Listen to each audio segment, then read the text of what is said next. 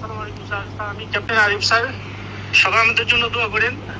এখানে স্যার 4-5 জন মারা গেছে স্যার। ওয়ান ইজ আইডেন্টিফাইড, আমরা ওকে চিনতে পারছি না স্যার। এবং বেশ কয়েকটা 4-5টা বোমিং হয়েছে স্যার।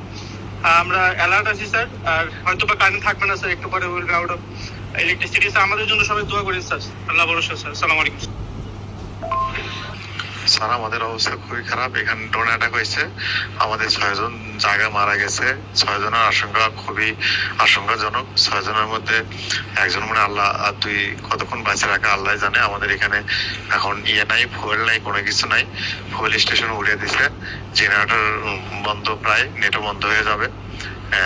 যতটুকু তেল জেনারেটরের মধ্যে আছে ওইটুকু শেষ হলেই শেষ, আর কারো যোগাযোগও কিছু হবে না। আমাদের জন্য দোয়া করেন। আমি আছি ভালো। কি বলবো এখন, বাকিটুকু আল্লাহর ইচ্ছা স্যার।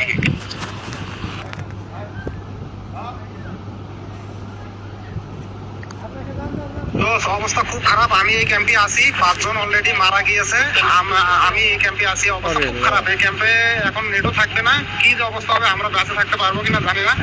যুদ্ধ বিমান নিয়ে আমাদের আমরা নিরাপদ দূরত্বে আছি স্যার। একটা গাছের নিচে আছি স্যার। ঠিক আছে, চারপাশে খেয়াল রাখো।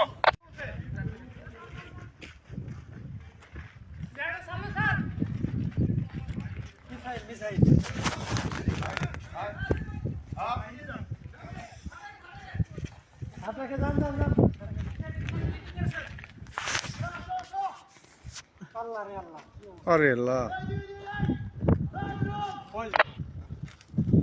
এই যেতে পানির পয়েন্ট ঠিক আছে স্যার। পানির পয়েন্ট আমরা নিরাপদ দূরত্বে আছি স্যার। একটা গাছের নিচে আছি স্যার। ঠিক আছে, চারপাশে খেয়াল রাখো।